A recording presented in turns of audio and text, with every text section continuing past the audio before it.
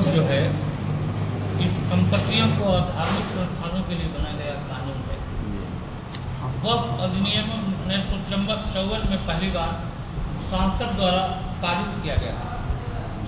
इसके बाद साल 1995 में संशोधन भी हुआ। फिर 2013 में हुए संशोधन से वक्फ बोर्ड के अधिकारों और भी ताकत और शक्तियाँ प्रदान की गई। वक्फ एक्ट 1995 के अनुसार वक्फ मुस्लिम कानून द्वारा पवित्र धार्मिक मजहब या अल्लाह को द्वारा संस्था की ओर से मजहबी कार्य के लिए सवाब जारिया के लिए चलाया गया अचल संपत्ति दान का वक्फ है।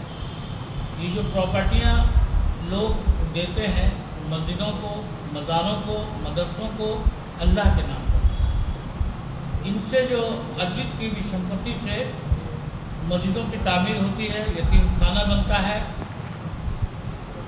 और मदरसों को बनाया जाता है। वक्फ एक्ट 1995 के अनुसार जारिया अचल या अचल संपत्ति का दान का नाम वक्फ है। मौजूदा वक्त में मुस्लिम वक्फ को जो केंद्र सरकार सदन में लाई है, इसका विरोध करते हैं। इसके एक्ट में 40 संशोधन करने की तैयारी है।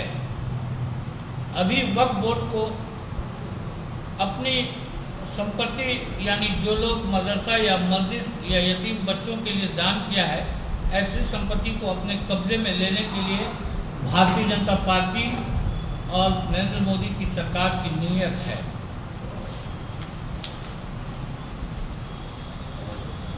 भाजपा सरकार द्वारा जो बिल लाया जा रहा है वो एक समुदाय को खुश करने के लिए है, जिसका नुकसान सीधा पूरे भारत के दूसरी आबादी और मुस्लिम समुदाय के लोगों को है।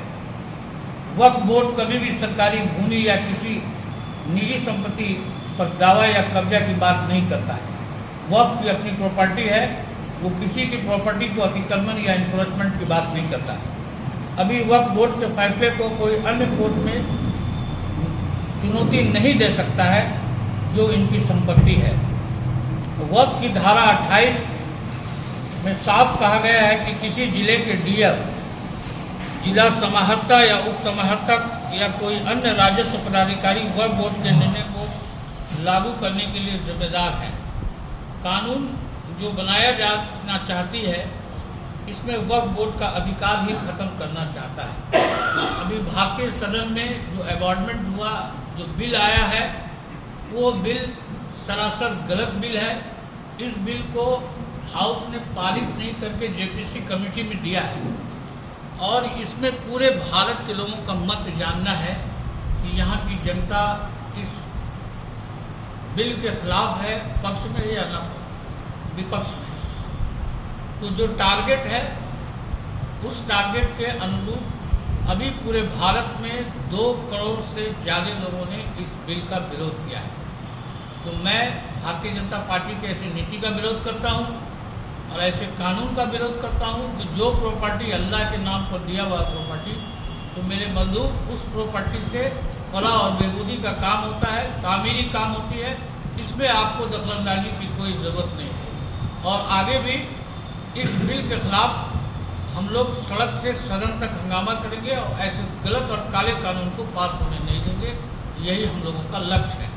सर, वक्फ बोर्ड जो है, जो मुसलमान जो उसमें वक्फ बोर्ड में जब ज़मीन दिया जा रहा है, ये कब से दिया जा रहा है? वक्फ बोर्ड कब से चल रहा है? वक्फ बोर्ड ये बहुत ही पुराना संस्था है। पहले के ज़माने में भी जो लोग साहिब औलाद नहीं होते थे, जिनको औलाद नहीं होता था, तो वो मस्जिद मदरसा इदारों के नाम पर ज़मीन देते थे ताकि इसका सवाब उनकी मग़फ़िरत हो, उसका सवाब उनको मिले। और उस मदरसे में जो बच्चा तालिबे इल्म होते हैं, वो पढ़ेंगे, देश के लिए, राष्ट्र के लिए काम करेंगे। लक्ष्य यही था। उस संपत्तियों से मस्जिदों की तामीर होती है, यतीम खाना बनता है, छात्रावास बनती है जिसमें बच्चे रहते हैं। तो इसका तो बहुत अच्छे काम में यूज़ है। मुझे समझ में नहीं आता। और अभी जो बिहार की मौजूदा सरकार है, ये भाजपा के गोद में बैठ करके है। एक तरफ मुसलमान की फलाह और बेबूदी की बात हमारे माननीय मुख्यमंत्री जी करते हैं, दूसरी ओर जितने मुस्लिम बिल्स आते हैं सब पर ये भारतीय जनता पार्टी का साथ देकर बिल पारित कराने का काम होता है। जैसे कि सर सिर्फ मस्जिदों या दरगाहों को ही ज़मीन नहीं दी जाती थी, अभी मंदिरों में भी दी जाती है। तो ऐसे समय पर सिर्फ वक्फ बोर्ड के संशोधन कानून ही लाना किस तरह इशारा करता है? ये एक व्यक्ति विशेष द्वारा किसी समुदाय को, भारतीय जनता पार्टी के द्वारा किसी समुदाय के सम्मान को ठेस पहुंचाना और किसी समुदाय को खुश करने का लक्ष्य ये कानून है। सर वक्फ बोर्ड को यहाँ बिहार में या फिर केंद्र में जो पूरे देश में आखिर इन वक्फ बोर्ड को कौन देखते हैं सर? वक्फ बोर्ड का एक पूरे राज्यों में, भारत का ये संवैधानिक होता है, पूरे राज्यों में वक्फ बोर्ड का गठन है।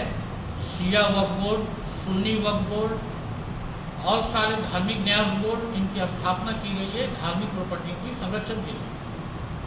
आपके बिहार में इसको कौन दे रहे हैं? यहाँ धार्मिक न्यास बोर्ड है, इसको गवर्नमेंट देखती है। यहाँ के वक्फ बोर्ड के अध्यक्ष देखते हैं, शिया वक्फ बोर्ड के अध्यक्ष हैं, सुन्नी वक्फ बोर्ड के अध्यक्ष हैं, धार्मिक न्यास बोर्ड के अध्यक्ष हैं। इन लोग वक्फ प्रॉपर्टी के संरक्षक हैं, गवर्नमेंट इनको प्रोटेक्ट करता है।